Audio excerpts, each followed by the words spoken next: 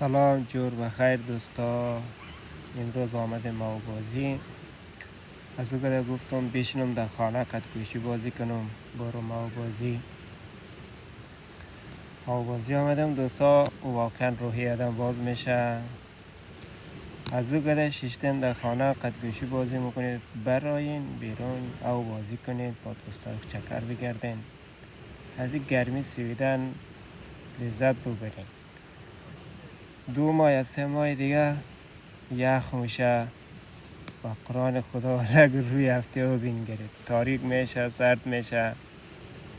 برای این الان از این موقعیت استفاده کنید دوستان. یعنی دیده آجای خدا انداخته دل هفته و چلپسکی لذت میبره.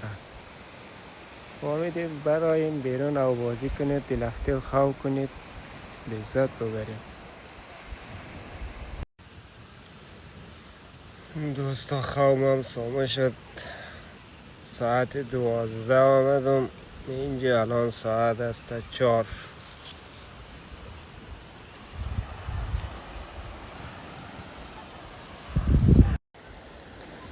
دمپایی لب دریا مانده بودم، برم ببینم که نبرده باشه و نگو دزموز نبرده باشه. بعد دمپایی چک از مرم کس لازم نداره.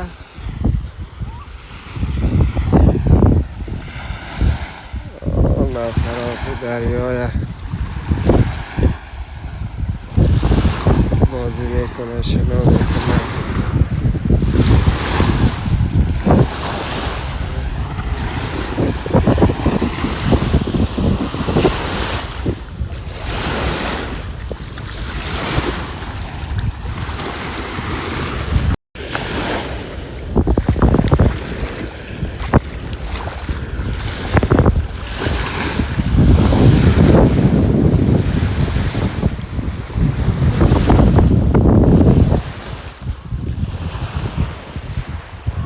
نه دوستا دمپایی مرا نبرده.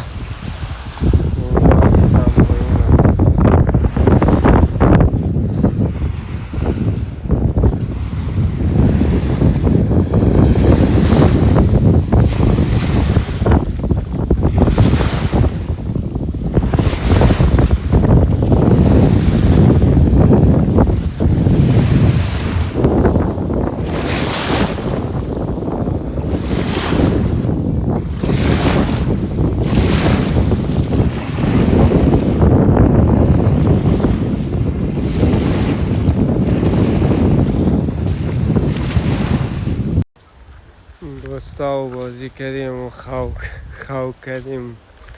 4-5 ساعت میشه اینجا هستم، الان برم خانه برم. تا ویدیوی بعدی را